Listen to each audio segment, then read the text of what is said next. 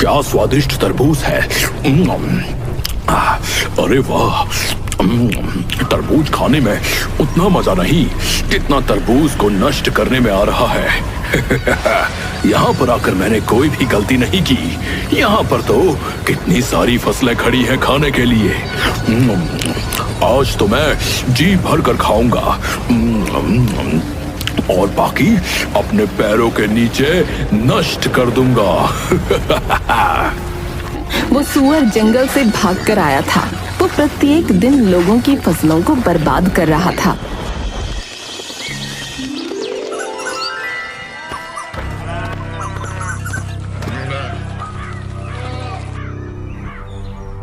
हे भगवान, ये क्या हो गया? अरे मेरे खेत के तो सारे तरबूज उस दुष्ट सुअर ने बर्बाद कर दिए। अब मैं क्या करूंगा? अपना पेट कैसे पालूंगा? इन तरबूजों को बेचकर ही तो मैं अपना घर चला रहा था, परंतु उस दुष्ट ने मेरे सारे खेत को बर्बाद कर दिया। अरे जगिया भाई, क्या हुआ? आप रो क्यों रहे हो? कुछ नहीं बचा भाई, सब बर्बाद कर दिया। अरे सोमू भाई, सब कुछ तो तुम्हारी आंखों के सामने ही है। उस दुष्ट सुअर ने मेरा सारा खेत बर्बाद कर दिया। जगिया किसान की ये बात सुनकर सोमू थोड़ा सा सहम जाता है। हे भगवान, यदि वो जंगली सुअर यहाँ तक आ गया तो कहीं उसने मेरे खेत को भी तो नहीं बर्बाद कर दिया। चलो जल्दी से मैं अपने खेत पर चलकर देखता हूँ। इतना सोचकर सोमू अपने खेतों की तरफ जाता है तो देखता है उसकी सारी फसल एकदम ठीक है। हे भगवान, तेरा बहुत बहुत धन्यवाद जो मेरी फसल सुरक्षित है। लेकिन इसमें इतना ज्यादा प्रसन्न होने की कोई जरूरत नहीं है। यदि कल ही वो सुअर यहाँ आकर मेरा भी खेत नष्ट कर दे तो मैं क्या ही करूंगा। अरे नहीं, मैं ऐसा करता हूँ कि मैं आज से ही अपनी खेत की रखवाली करता हूँ। मैं आज रात यहीं पर रुकूंगा। हाँ। रात होते ही सोमू एक चारपाई पर बैठकर अपने खेत की रखवाली करने लगता है। उधर वो दुष्ट सुअर फिर से भोजन की तलाश में घूमने लगता है। इधर तो खाना दिखाई नहीं दे रहा।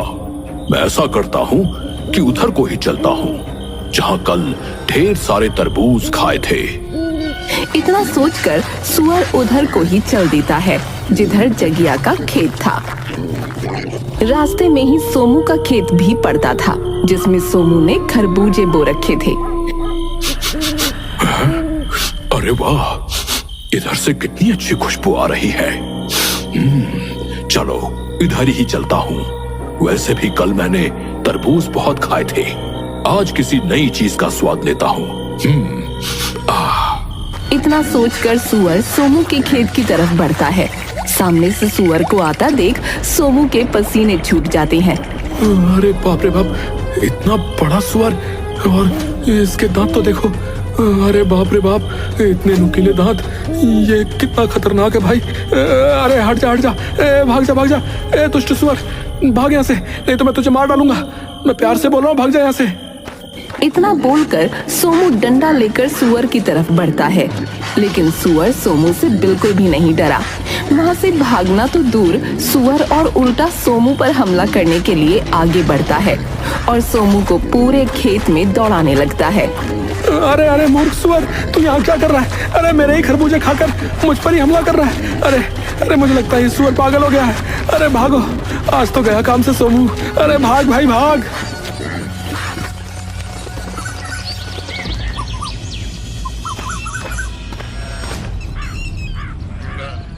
अरे नहीं, ये मैं क्या देख रहा हूँ? हे भगवान, ये सब क्या हो गया? मेरा सारा खेत उस दुष्ट ने उजाड़ दिया। अब मैं क्या करूंगा? मैं इस दुष्ट को जीवित नहीं छोड़ूंगा। अरे सोमू भाई, उस दुष्ट सुअर का तो आतंक बढ़ता ही जा रहा है। लेकिन जगिया भाई, आखिर हम उस दुष्ट जानवर का कर भी क्या सकते हैं, बताओ? अरे भाई, आप मेरी सलाह मानो तो हमें महाराज के पास चलना चाहिए। वो हमारी मदद अवश्य करेंगे। इतना सोचकर सोमू और जगिया तथा गांव के कुछ लोग राजा के महल में पहुंचते हैं। महाराज, हमारी सहायता कीजिए महाराज, हमें बचा लीजिए महाराज। अरे अब आप लोग शांत हो जाइए। बोलिए, आप लोगों की क्या तकलीफ है? राजा के पूछने पर गांव के सभी लोग बारी बारी से राजा को उस सुअर के बारे में बताते हैं। आप लोग शांत हो जाइए। मंत्री जी, उस सुअर ने जिसका भी नुकसान किया है उसे 10-10 सोने की मोहरें दे दी जाएं और पूरे राज्य में ये घोषणा करवा दी जाए कि जो कोई भी उस सुअर को जीवित या मुर्दा लाकर मुझे देगा तो मैं उसे मुंह मांगा इनाम दूंगा। राजा का आदेश होते ही सैनिक पूरे राज्य में घूम घूम कर घोषणा करने लगते हैं। सुनो सुनो सुनो, हमारे राज्य में एक दुष्ट सुअर घुस आया है। यदि कोई भी इंसान उस सुअर को जीवित या मुर्दा पकड़कर महाराज के सामने प्रस्तुत करेगा तो महाराज उसे मुंह मांगा इनाम देंगे। सुनो सुनो सुनो। सुअर इतना ज्यादा खतरनाक था कि किसी की भी हिम्मत नहीं हुई उसे पकड़ने के लिए जाए और अपनी जान जोखिम में डाले। मंत्री जी, क्या आपने राज्य में मेरी घोषणा नहीं सुनाई? अभी तक कोई भी व्यक्ति उस सुअर को पकड़ने के लिए क्यों नहीं आया? महाराज, मुझे क्षमा कीजिए, लेकिन मैंने पूरे राज्य में ये घोषणा करवाई थी महाराज। मुझे लगता है वो सुअर बहुत खतरनाक है, इसलिए कोई भी व्यक्ति जानबूझकर अपनी जान को जोखिम में नहीं डालना चाहता महाराज। मंत्री जी, यदि ऐसा ही रहा तो वो सुअर हमारे पूरे राज्य का विनाश कर देगा। महाराज, उस सुअर को पकड़ना या फिर मारना किसी आम आदमी के बस की बात नहीं है।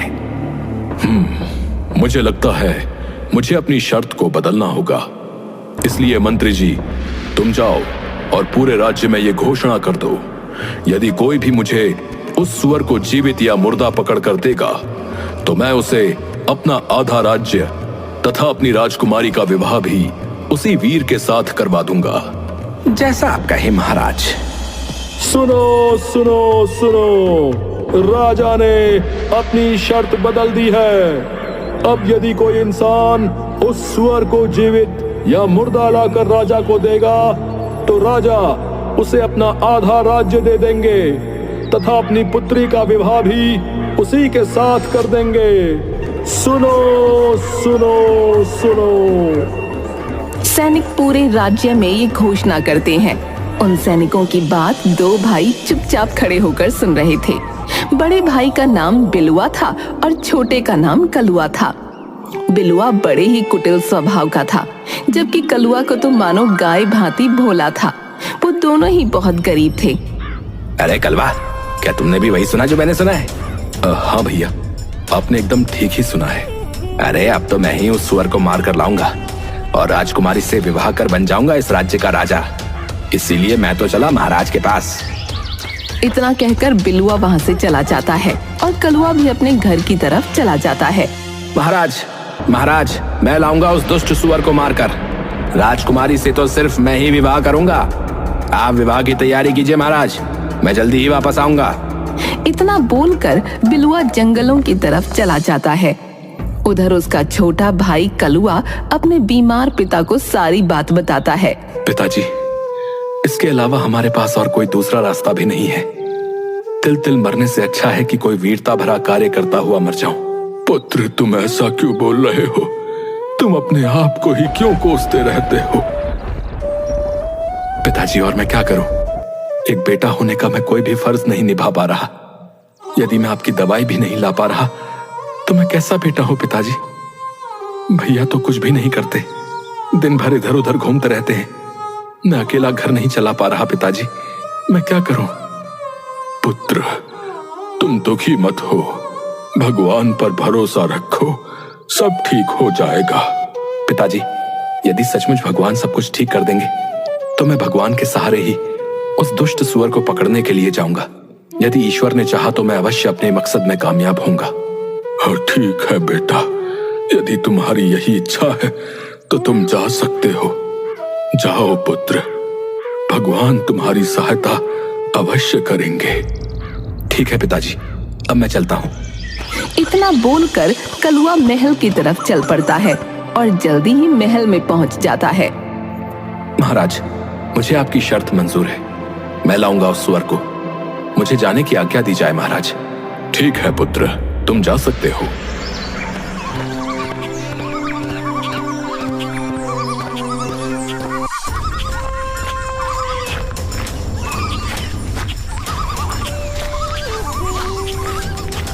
अरे बाप रे बाप, सुबह से घूमते घूमते तो मुझे दोपहर हो चुकी है, अभी तक मुझे वो सुअर नहीं दिखाई दिया। इतना कहकर बिलुआ फिर आगे बढ़ता है और इधर उधर सुअर को ढूंढने लगता है।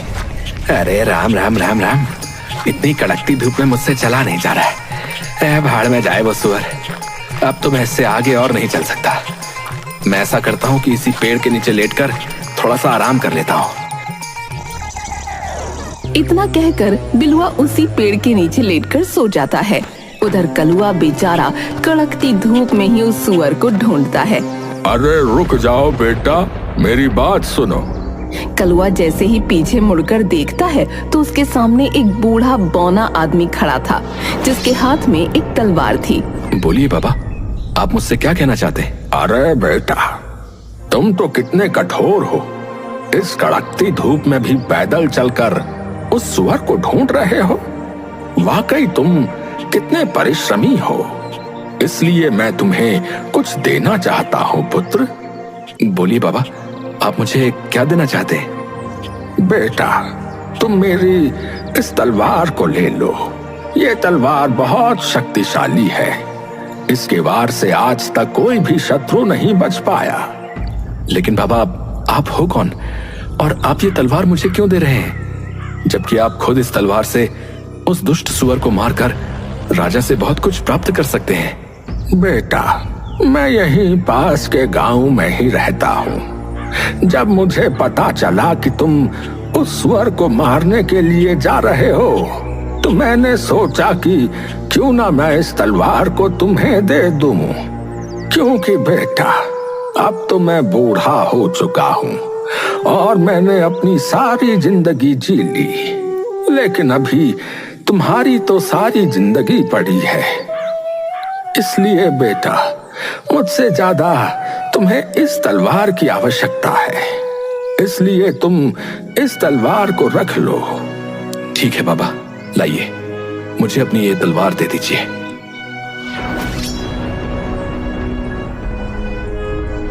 धन्यवाद बाबा, अब मैं चलता हूँ। इतना कहकर कलुआ हाथ में तलवार लेकर जंगल में आगे बढ़ता है। कलुआ चलते चलते एक गुफा के पास पहुंचता है। अरे ये क्या? यहाँ पर तो किसी जानवर के पैर के निशान है। कहीं ये निशान उस सुअर के ही तो नहीं है? हाँ हाँ हाँ, जरूर ये निशान उस सुअर के ही है।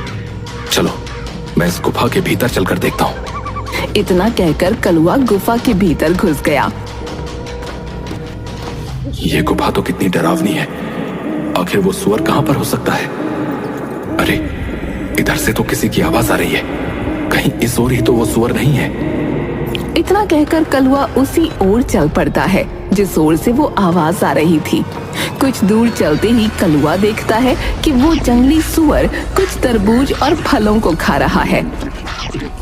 अरे दुष्ट सुअर, तू गांव वालों को तकलीफ देकर आराम से यहाँ पर मस्ती कर रहा है। मैं तुझे जीवित नहीं छोड़ूंगा। इतना कहकर कलुआ सुअर की तरफ बढ़ता है। सुअर भी इतना खूंखार था कि वो भी कलुआ पर हमला करने के लिए उसकी तरफ बढ़ता है।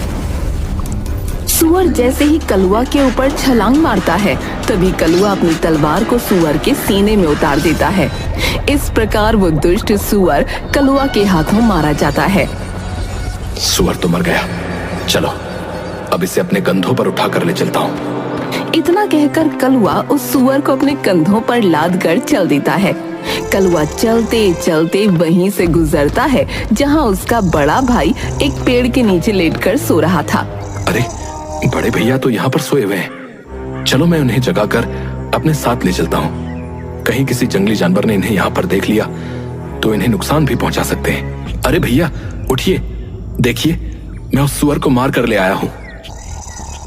कलुआ के इतना बोलते ही बिलुआ की आंखें खुल जाती हैं। कलुआ के कंधों पर उस सुअर की लाश को देख बिलुआ की तो आंखें फटी की फटी रह जाती हैं। अरे कलवा, तुमने अकेले ही सुअर को मार दिया? तुम तो कितने वीर हो भाई। हाँ भैया, ये सारा कमाल इस तलवार का है। लेकिन कलवा, सारा कमाल इस तलवार का है, वो कैसे? मैं कुछ समझा नहीं भाई।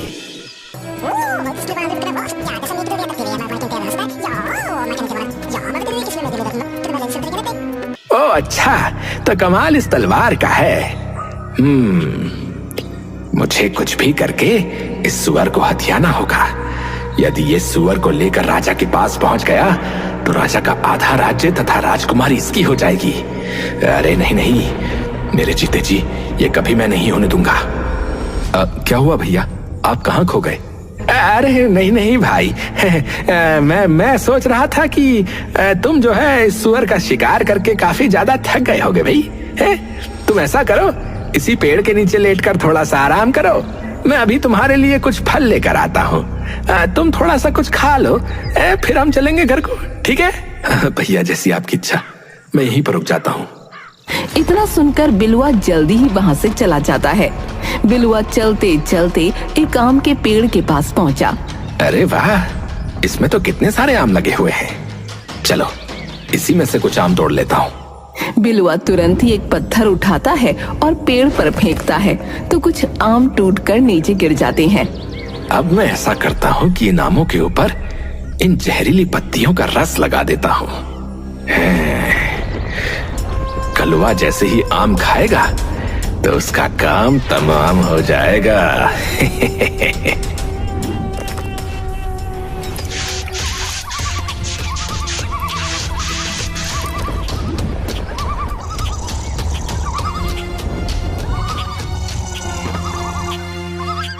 अरे कलवा, अरे उठो उठो, देखो मैं तुम्हारे लिए फल तोड़ कर ले आया हूँ भाई।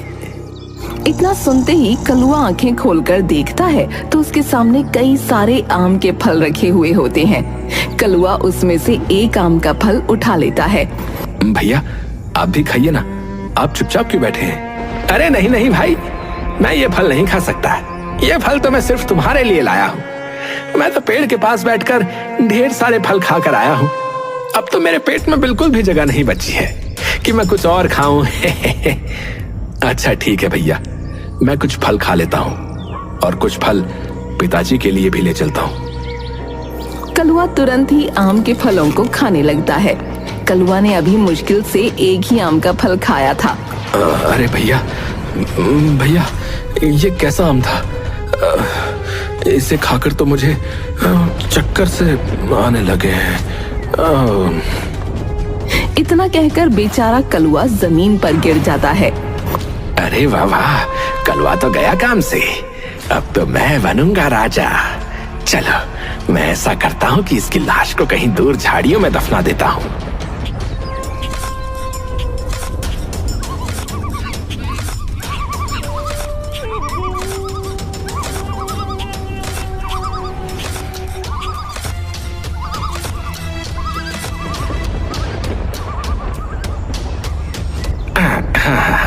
अब तो गड्ढा लगभग खुद के तैयार हो चुका है। चलो अब इस कलवा को इसी गड्ढे में दफना देता हूँ। बिलुआ तुरंत ही कलुआ का एक हाथ पकड़कर उसे खींचता हुआ गड्ढे के पास ले जाता है और उसे गड्ढे में गिरा देता है। फिर उसके ऊपर मिट्टी डालने लगता है। कुछ देर में ही बिलुआ ने कलुआ को मिट्टी से ढक दिया। बिलुआ जल्दी ही उस मृत सुअर को अपने कंधे पर रखकर महल की तरफ चल देता है। बिलुआ चलते चलते जल्दी ही महल पहुंच जाता है।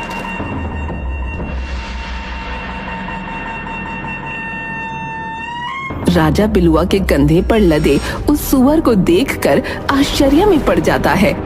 आखिर इसके जैसा मूर्ख और घमंडी इंसान मेरा दामाद बनेगा। यदि मैंने अपना राज्य इसके हाथों में सौंप दिया तो मेरे सारे राज्य का विनाश ये खुद ही कर देगा। अब क्या करूं? मैं अपने वचन से पीछे भी नहीं हट सकता। क्या हुआ महाराज, आप किस चिंता में डूब गए? आपने अभी भी विवाह की तैयारी नहीं की? अरे बेटा, मैं तुम्हारा विवाह अपनी पुत्री से अवश्य कराऊंगा, लेकिन अभी नहीं। पंडित जी ने बताया है कि अभी 7 दिनों तक मुहूर्त अच्छा नहीं है, इसीलिए हम तुम्हारा विवाह और अपना आधा राज्य इन 7 दिनों के बाद ही देंगे। ठीक है महाराज, मुझे इससे कोई आपत्ति नहीं है। मैं 8वें दिन ही दूल्हा बनकर राजकुमारी तथा अपने आधे राज्य को लेने आऊंगा। हाँ। इतना बोलकर बिलुआ वहाँ से वापस चला जाता है। बेटा बिलवा, तुम्हारा भाई कलवा अभी भी लौट कर नहीं आया। वो भी तो सुअर का शिकार करने के लिए गया था। अरे पिताजी, आप मेरा दिमाग क्यों खा रहे हैं? मुझे क्या पता कलवा कहाँ गया। आप खुद ही चले जाइए और कलवा को ढूंढ कर ले आइए, इतना ही हो रहा है तो। लेकिन बेटा, तुम तो अच्छी तरह जानते हो कि मैं उठ चल नहीं सकता। बेटा, तुम खुद जाकर देखाओ कि तुम्हारा भाई कहाँ है। पिताजी, मैं कहीं नहीं जाऊंगा। यदि वो वापस नहीं आया तो इसका मतलब उसे किसी जंगली जानवर ने खा लिया होगा। हाँ। अरे नहीं नहीं बेटा, ये तुम कैसी बातें कर रहे हो। तुम इतने कठोर मत बनो। ये मत भूलो कि वो तुम्हारा ही भाई है। बेटा, बुरे वक्त में एक भाई ही दूसरे भाई का सहारा बनता है।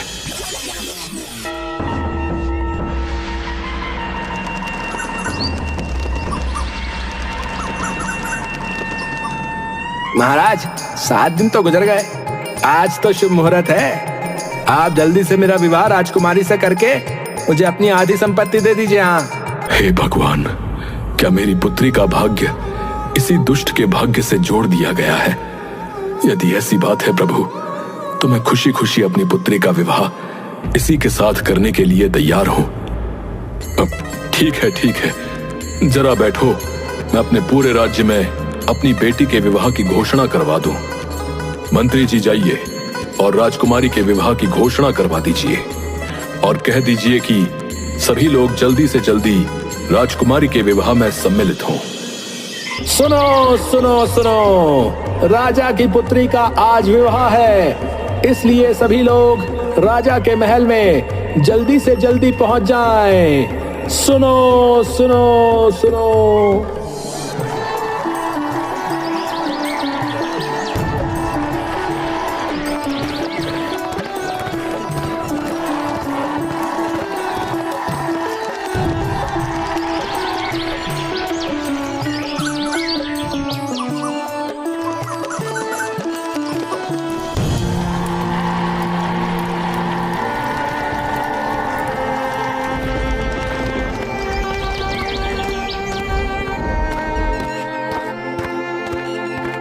रुक जाइए पंडित जी, ये विवाह नहीं हो सकता।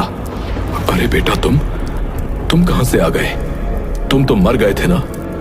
नहीं महाराज, मैं मरा नहीं, लेकिन मुझे मारने का पूरा प्रयास किया गया था।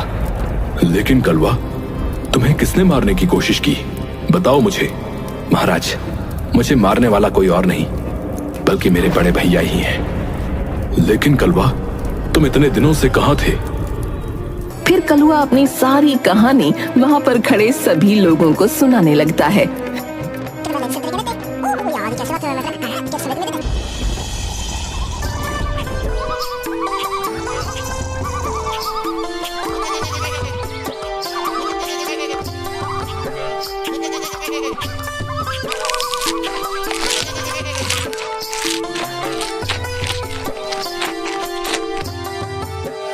अरे, मेरी एक बकरी कहाँ चली गई?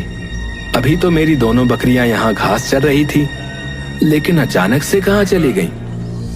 तभी चरवाहे की नजर अपनी बकरी के ऊपर पड़ती है, जो बकरी उसी स्थान पर घास खा रही थी जहाँ कुछ देर पहले बिलुआ ने अपने भाई कलुआ को दफनाया था। अरे, मेरी बकरी तो वहाँ पर है। चलो, उसे वहाँ से इधर को ले आता हूँ। इतना कहकर चरवाहा अपनी बकरी को हाँकने के लिए जाता है तो देखता है कि वहाँ पर ताजी मिट्टी खुदी पड़ी थी। उसी मिट्टी के भीतर से एक हाथ बाहर निकला हुआ था। बिलुआ ने जल्दबाजी में अपने भाई को दफनाया था तो उसका हाथ मिट्टी के बाहर ही रह गया था। ये देखकर चरवाहा काफी डर जाता है। अरे राम राम राम राम, ये किसका हाथ है? चरवाहा जल्दी से उस हाथ को पकड़कर देखता है। अरे, ये इंसान तो जीवित है, इसकी तो सांसें चल रही हैं। चलो, मैं जल्दी से इसे बाहर निकाल लेता हूँ। चरवाहा बिना देर किए जल्दी से मिट्टी को हटाने लगता है और कलुआ को बाहर निकाल लेता है। अरे भाग्यवान, तुम जरा इसका ध्यान रखना, मैं अभी वैद्य जी को बुला कर ले आता हूँ। चरवाहा तुरंत ही वैद्य के घर जाता है। वैद्य जी, जल्दी से मेरे साथ चलिए। मुझे एक युवक बेहोशी की हालत में मिला है। आप जल्दी से चलकर उसे देख लीजिए। चरवाहे की बात सुनकर वैद्य उसके घर जाकर देखता है तो कलुआ की सांसें चल रही होती हैं, लेकिन उसे होश नहीं आया होता है। अरे भाई, मैं तुम्हें एक औषधि देता हूँ। तुम उस औषधि को पीस कर रोज इसके तलुओं पर मलना। यदि प्रभु ने चाहा तो ये युवक जल्दी ही स्वस्थ हो जाएगा। इसी प्रकार धीरे धीरे 7 दिन गुजर जाते हैं। अरे भाग्यवान, तुम कहाँ हो? तुम कहाँ हो भाग्यवान? अरे क्या हुआ? आप इतना हाफ क्यों रहे हैं? बताइए क्या बात है? अरे भाग्यवान, आज राजा की पुत्री का विवाह है और जिसके साथ राजकुमारी का विवाह होने जा रहा है उसका नाम बिलवा है। तुम जल्दी से तैयार हो जाओ, हमें अभी निकलना है। उन दोनों पति पत्नी की ये बातें जब कलुआ के कानों में पड़ती हैं, तो उसे होश आ जाता है। अरे भाग्यवान, देखो इसे होश आ गया है। हमारी मेहनत रंग लाई भाग्यवान। तुम कौन हो युवक, और तुम्हारा क्या नाम है? फिर कलुआ अपनी सारी दास्तान उस चरवाहे को सुनाता है। तो इसका मतलब धन के लालच में आकर तुम्हारे भाई ने ही तुम्हें मारने का प्रयास किया। अरे भाग्यवान, तुम सुनती हो, आज तक मैं यही कहता रहा कि काश मेरा भी कोई भाई होता। लेकिन भाग्यवान, क्या भाई ऐसे होते हैं जो जरा से पैसे के लोभ में अपने ही भाई का गला घोंट दे? यदि भाई ऐसे होते हैं तो ठीक है भाग्यवान की मेरा कोई भाई नहीं है। मैं तो बिना भाई के ही ठीक हूं। शांत हो जाओ पुत्र, तुम्हारे दुष्ट भाई को इसकी सजा अवश्य मिलेगी और राजकुमारी के साथ तुम्हारा ही विवाह होगा और तुम ही बनोगे इस राज्य के राजा। सिपाही, इस दुष्ट को लेकर जाओ और अभी फांसी पर चढ़ा दो। भैया भैया, मुझे माफ कर दो। मैं धन के लालच में आकर ये भूल चुका था कि तुम मेरे भाई हो। मैंने तुम्हें मारने के लिए कोई कसर नहीं छोड़ी। इसकी सजा तो मुझे मिलनी ही चाहिए, लेकिन मेरे भाई हो सके तो मेरी भूल को क्षमा कर देना भाई। यदि तुमने मुझे क्षमा नहीं किया तो मैं मरकर भी तड़पता रहूंगा, मरकर भी तड़पता रहूंगा। चलो सैनिकों, मैं आपके साथ चलने के लिए तैयार हूं। रुक जाओ सैनिकों, छोड़ दो मेरे भाई को। बेटा, तुम ये क्या कह रहे हो? तुम अपने कातिल पर दया दिखा रहे हो। इसे तो सजाए मौत मिलनी ही चाहिए। महाराज, मुझे क्षमा कर दीजिए। मैं मानता हूं कि मेरे भाई ने जो भी किया है वो बहुत गलत था, लेकिन उसने अपनी गलती को स्वीकार कर लिया है। महाराज, जो गलती उसने की वो गलती मैं नहीं कर सकता। अपनी आंखों के सामने ही अपने भाई को मरता हुआ भला कौन देख पाएगा? यदि मेरे साथ मेरा भाई ही नहीं रहा तो ये राजपाट, धन संपत्ति किस काम का? इसीलिए महाराज, मैं आपसे विनती करता हूं कि आप मेरे भाई को क्षमा कर दीजिए। उसे क्षमा कर दीजिए महाराज। कलुआ, तुम महान हो, तुम महान हो कलुआ। तुम मेरे आधे राज्य के नहीं, बल्कि तुम्हें पूरे संसार का राजा बना दिया जाए तो भी गलत नहीं होगा। तुम एक राजा बनने के योग्य हो, इसीलिए तुम्हें आज से ही अपने राज्य का राजा घोषित किया जाता है।